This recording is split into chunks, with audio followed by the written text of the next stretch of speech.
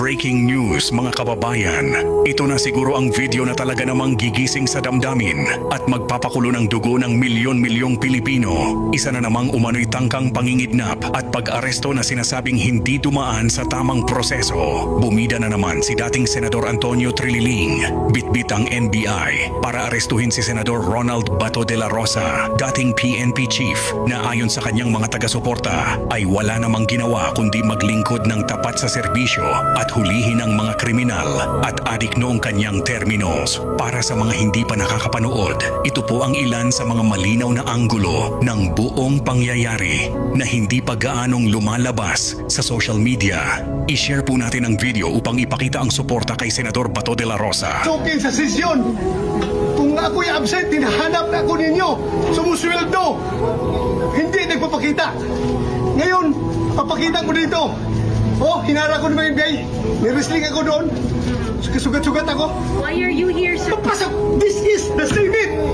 Wala silang respeto sa institusyon ng Senado. Bakit gano'n ang NBI? Ha? Ano pong plano niyo, sir, sa ginawa sa inyo, sir? Pag-usap kami. Ano gagawin namin? But why are you here, sir? Bakit po kayo napapasok today, sir? Ayaw ba senator sa Republic? Kung hindi ko mapasok, ginahanap niyo ako. Di ba? Ngayon mapasok ako, tatanungin niyo ako bakit ako pumapasok.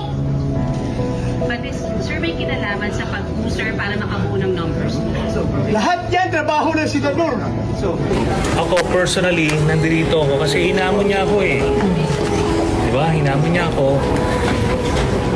Kaya sinamahan ko yung mag-aaresto. Tsaka, mayabang si Bato eh, di ba? Papahuli daw siya. O, dito na ngayon yung huli sa kanya. Antonio Trillanes and some NBI operatives are still at the library, Mr. President. May I move that the Sergeant at Arms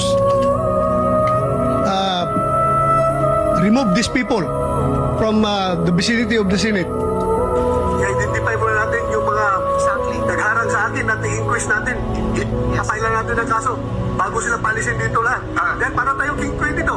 In-assault na tayo dito sa ating opisina. Tapos wala mangyari. Palisin lang natin. We have to arrest them. Dala ka ng papel na hindi klaro. Most likely spurious na warrant of arrest daldalan Trillanes kasi gusto niya madala ako doon sa dahig for rendition. Sino Trillanes?